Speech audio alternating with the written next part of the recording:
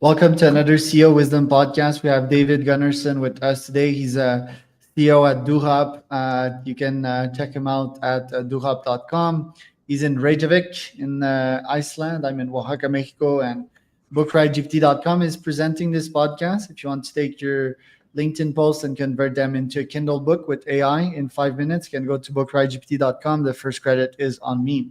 So, Dave, welcome to the pod. Tell me a bit more about yourself and what you're up to nowadays. Thanks. So I'm from Iceland. I'm from Reykjavik in Iceland, where I am, and that's where my business is. I'm about to be 45 years old. I have a family here in Iceland, and spent most of my time here, besides a couple of years in the UK and a couple of years in the US. I run a business called Dohop, and I've been the CEO for 10 years. And it's up to about 60 people and doing pretty well. And you started as head of sales there. How did you scale to the CEO role? I started originally way back when. So I was in the financial industry, in the investment banking before the 2008 bubble burst, and came into here with pretty much no experience of anything like this. I am sort of a personality. I never stop learning. Always reading, listening, watching. And I think that's how you make progress in life. Right. Yeah, that's a good one here. What happened in 2008 in Iceland? I mean, that we're familiar with the situation in the US, of course, but Iceland was hit pretty hard around that time as well, right? So tell us a bit more about what happened. Yeah, Iceland was hit pretty hard. The three big banks in Iceland, I worked for the biggest of them. They were all basically massively leveraged. And all of a sudden, when sort of capital or cash dried up in the world, that kind of leverage became incredibly problematic, and massive losses were incurred over a short period of time, and liquidity became sort of priceless pretty much, and they didn't have a lot of it, and certainly not enough to sustain the system. And the banks were way larger than the Icelandic economy by like a factor of 20 or whatever. So the central bank here didn't have the means to prop them up or anything. So they basically all just collapsed. Wow. And you had a job in there. So did they let you go at that time? What was that pivot in your life back then? Yeah. So, I mean, a couple of thousand people lost their jobs, and I didn't lose mine immediately, but it was sort of this all went down in September, early October, and then by November it was evident what was going to happen, and that's when I lost my job in sort of the second wave of layoffs there. Spent a couple of months looking around, knew people who were in this business, and joined the business end of Feb 2009, and kind of never looked back. Right. So you attribute your constant learning to scaling up in that organization. Tell us a bit more about Dohop at first, and also like what kind of growth cycles it went through in the last 10 years. Sure. Yeah. I mean, I came in, I have background in sort of finance, economics, and computer science to a fair amount, having started a couple of businesses sort of where I was more coding than anything else. And I, I would say Dohop was a very small business when I came in, maybe revenue of, sub 1 million euro. Well, maybe close to like 250,000 euros annually. And sort of slowly grew in those years, and really wasn't going anywhere for a time. We then got into an acquisition conversation, which we ultimately rejected, but that led to me become the CEO in early 2015, and we started to pivot the business from being a consumer-facing business fully over to primarily being a B2B business, working directly with airlines to help them sell and service connecting passengers, so any kind of connecting journey. And that's gone from, since I became the CEO, the revenue is about 10x over those 10 years. Of course, that's a long time, but we've gone through COVID also in the meantime. So that meant we had our best month ever in January 2020, just close to €1 million in that month in revenue. But 4 months later, we had exactly zero revenue. So that was a bit tough. So that slowed us down by, I'd say, maybe somewhere between 2 and 3 years. Fully back on track this year. looking towards finally a year showing profit and massive massive shift in profitability from last year to this year. So yeah, finally coming into our own after a long period of pretty hard work. Yeah. So how did the company survive that? One, and two, how did you maintain your sanity as a CEO? Well, question is whether or not I've maintained it. I'm still around, but maybe not entirely sane. No, I mean we had good support. So I suppose there are two things that saved us, right? We had good shareholders who were mainly high net worth individuals in Iceland before 2020. At the end of 2019, we figured out we had something, we had some traction, and we started looking around the market. We signed a term sheet, and we were going to close what was going to be, I think, a 12 million euro investment in March of 2020. Now that kind of got pulled away in mid-March. We were going to close at the end. And then we rallied our shareholders. We sold them an opportunity they could believe in, raised the convertible note, got a lot of support from the government in Iceland, like a lot of businesses here and elsewhere in the world. And we are generally a group of people who figure things out. And in that instance, that was probably the hardest part of figuring it out. I was also moving during the same time from London back to Iceland, and it was an interesting time. I think what sanity for is always the same thing, right? Sleep well, eat well, and exercise well. That's the mantra. And ideally, don't drink copious amounts of alcohol or any other substances for that matter. So I think those are the big things for me, and what I every day I try to fulfill at least two of those, shall we say. And yeah, more than having just like high net worth investors, right? You probably had to let go 50% of the workers, or like if not more. How did you cut costs, and what did you do during that period? I mean, you couldn't get income in. Did you focus on future partnerships, right? Like, what was the game plan during that COVID struggle? Yeah, it was interesting. So you're exactly right. If answer the second part first, what happened was that airlines and air travel just collapsed. So our revenue was transaction driven. So we weren't seeing any revenue come in, but we saw a lot of new partnership opportunities come up, right? So we signed probably in those first 6 months, like March to September, we signed like 6 new deals with airlines, and airlines that we, Air France and airlines that we'd never spoken to. So that was pretty interesting. A lot in Asia as well, because they were super hard hit and a little bit earlier in the cycle than obviously sort of the Western world. So we signed a lot of partnerships, and where we ended up in November of that year was closing the round that we had been planning to close in March. So and really, because we were able to rally our shareholders and figure things out and sign a lot of partnership deals, we brought our original investors, back to the table, and they ended up investing end of November 2020. Now, we let only about 10-15% of our workforce go. We had some natural attrition as well. A few people were uncomfortable and left. We had a great amount of, everybody took a 40% pay cut. So, and most of us for 6 months during that period. We had a lot of support from the government. So they stepped in, the government in Iceland stepped in really well on behalf of a lot of businesses, which helped out a lot. And we cut down everything we possibly could. So that was just, we had some cash going in, but not a lot. It was, to be fair, it was quite small, but it was manageable. So we managed it. Right. Let's get into what the platform actually does. Let's start with the consumer side, right? Like, what's a Connecture? Tell me a bit more about that one. Then we'll get on the commercial side. Yeah. So basically, everything we do ultimately faces the consumer. So either we run our own branded websites with this Connecture protection. So we focus primarily on connecting journeys. So it could be 2 flights, flight plus a train, or plus a bus, or whatever it is.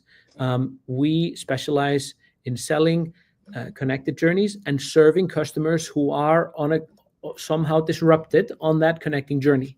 So Connecture is our product that we sell to those types of customers.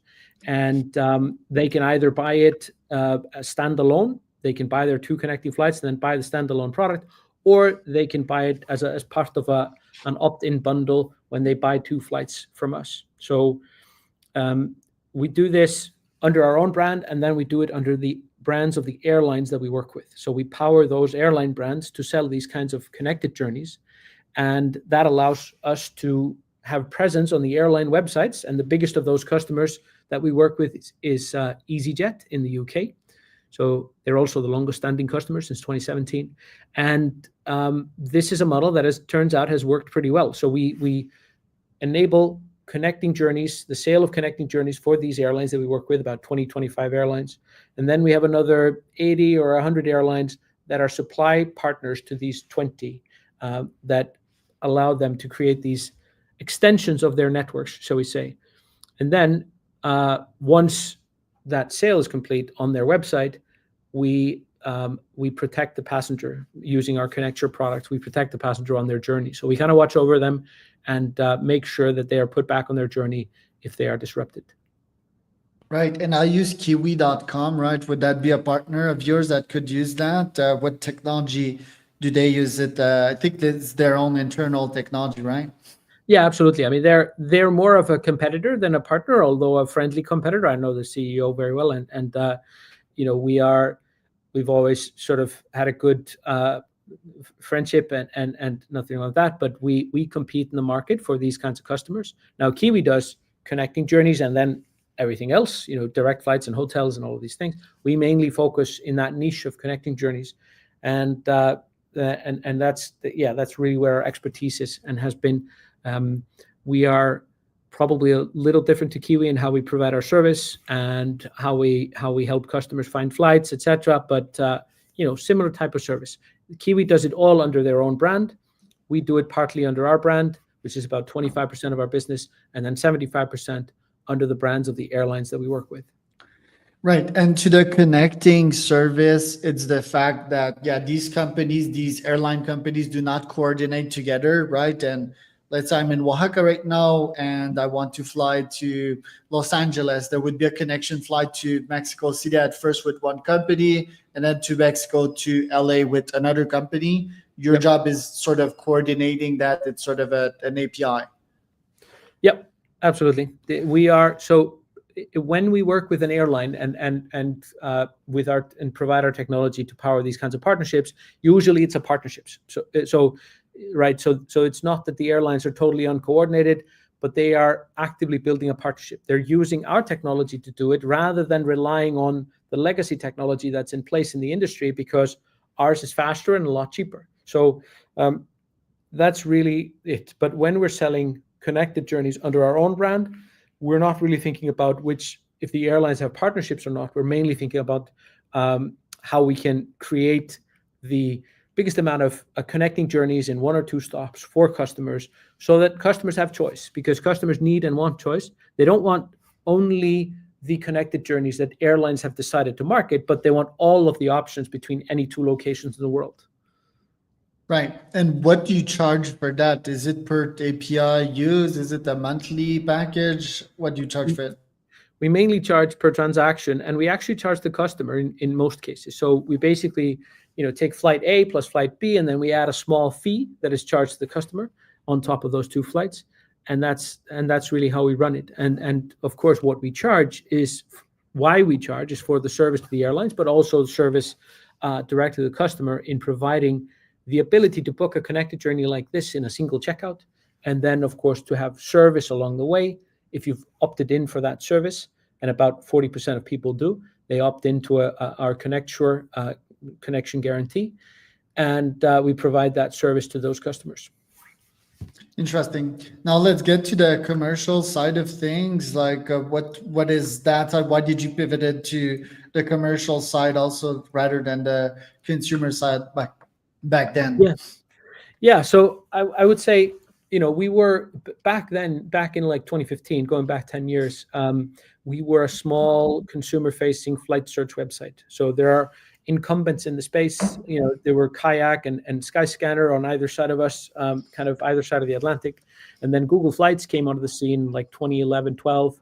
And that space was getting pretty crowded. And it's a sort of the largest players win. You see the same in hotels and accommodations and things like this. Now, we decided that we could take our technology and get really smart in terms of how we sell flights on behalf of airlines, because there's a huge legacy problem, kind of a legacy tech problem in the industry.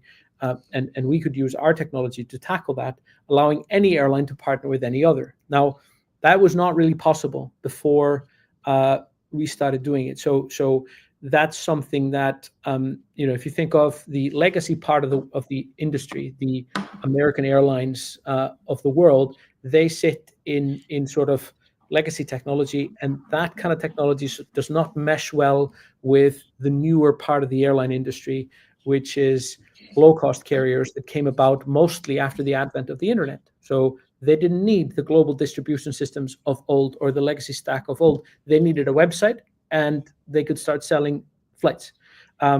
So those two worlds don't really match when it comes to being able to sell connected journeys across across that divide in a simple and efficient way.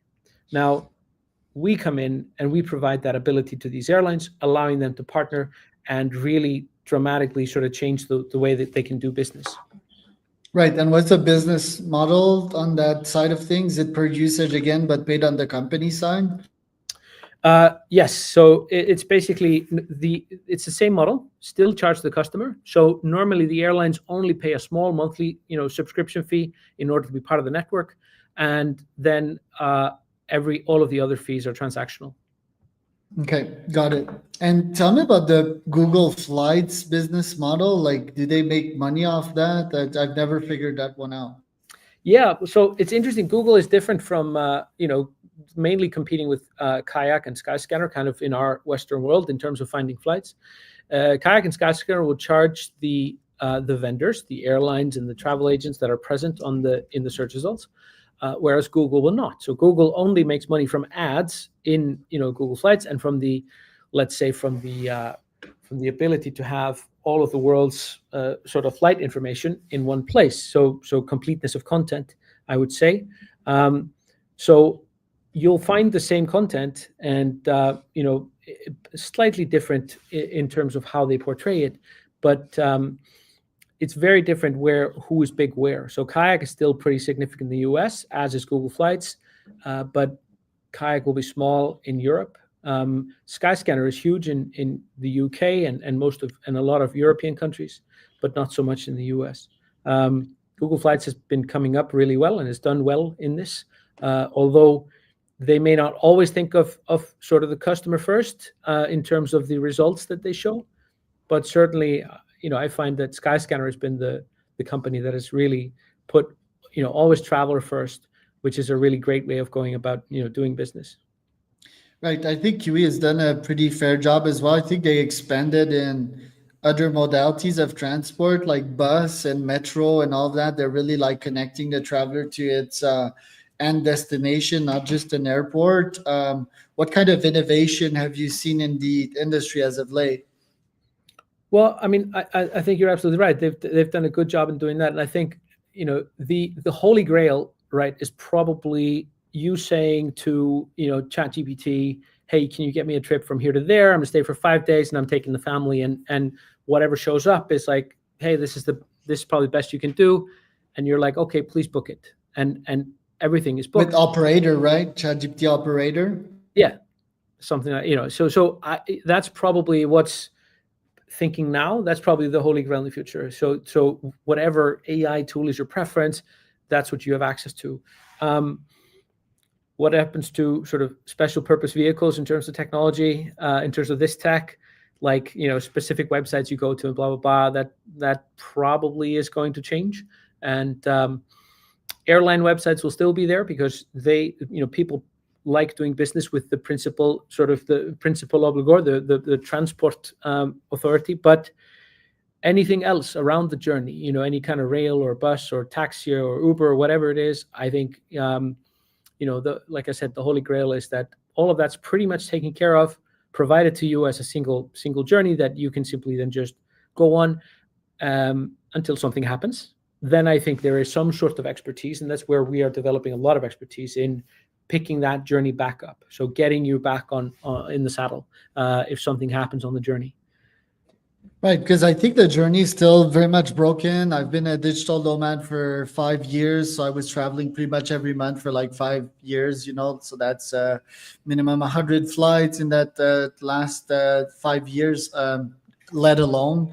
And I think just spending time in airports and long flights is, it just wears down on the body, right? Like the Absolutely. experience is just bad. You're like just tightened up in an airplane. Everyone is stressed out and everyone wants to get it as done as possible. What could be done to improve that experience physically, but also digitally in the full UX process?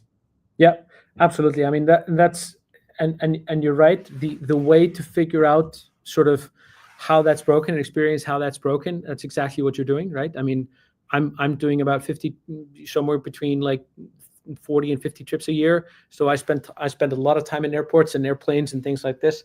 Obviously, so okay, if you think of the whole experience, whole journey, really high level, it's like, are you going business, so you just need to book something and travel, or are you going leisure, so you need to discover something and then book it and then travel, and it's totally different, right?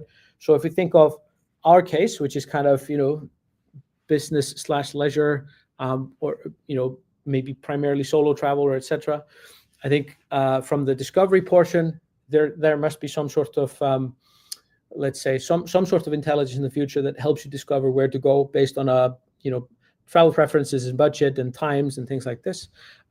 Booking process should be pretty straightforward, no complexities there.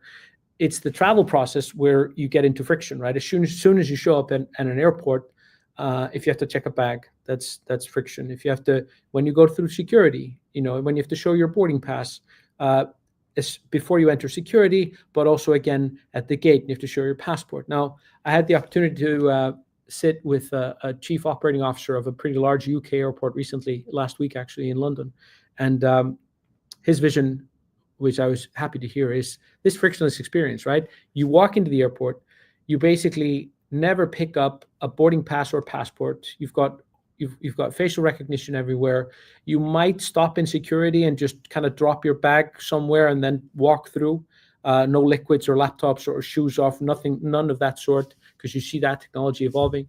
You get to the gate, there's biometric boarding, so all you need is your face, and that's that. And so you kind of, at every step of the way, you need to take away, to remove friction from that process. Obviously, that's a mixture of, technology and processes and operations in this context. And yeah, it's going to be hard in every corner of the world, but in the major hubs, the hubs that you travel through when you're on the move, I think we can expect to see that within a pretty reasonable amount of time, where that starts to happen pretty aggressively, I think. I think the business model is like fundamentally broken as well. Sorry, the dog's barking here. It's just like packing up a bunch of humans inside like one airport. Yep. Hey. And like I think that's not working, right? It's like we're packed like sardines and then getting into a flight, right? Like, and then you're still packed. Could you make that experience actually enjoyable personally? What were your hacks for that? Now you're getting into it. This is interesting. So, well, I think my biggest thing is, during travel, it's not really easy to make that enjoyable.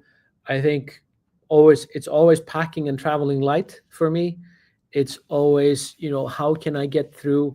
Can I wrangle or cheaply buy security, premium security things, or can I premium immigration, these types, you can spend an hour in immigration, and in many airports in Europe, you can also buy immigration fast track that costs you €7 and saves you 50 minutes, right? So it's these kinds of, can you get through faster? Once you have stages on an airline, I would always say, try to go for an airline alliance or something like that, where if you can't fly low cost, you might be going airline alliance where you're flying longer haul, and you ultimately end up with status. If you travel a lot, that gets you into lounges, gets you into, gets you possible upgrades, things like this. I think the biggest value, at least for me, is trying to be is the privacy thing. If you're in a middle seat and trying to work or whatever, that's a struggle. But anything they can get you a little bit of privacy. I think that's when it starts to feel a little bit more comfortable.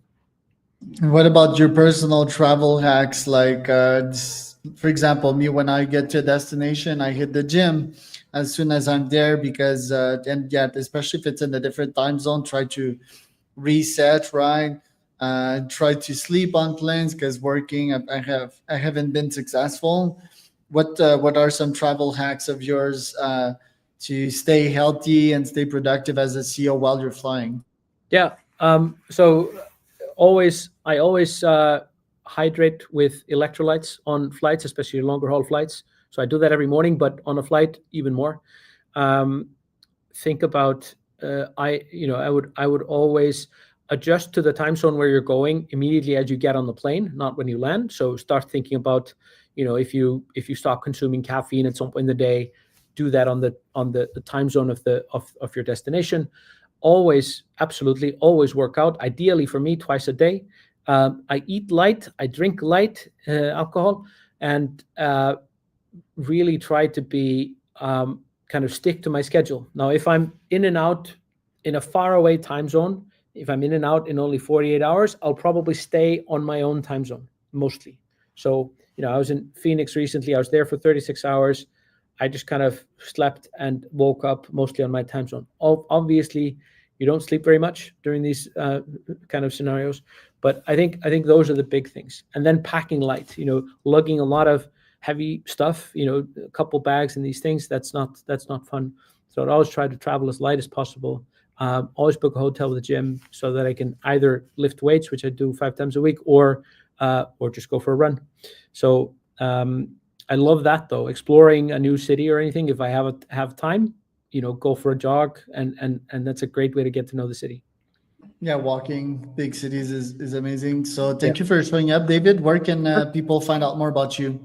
Probably mainly LinkedIn. I don't spend a lot of time on any socials other than that, and probably not even then. But that's the best way. I'm very reachable. I respond to people quite well. So always welcome for that. So that was David and Charles for another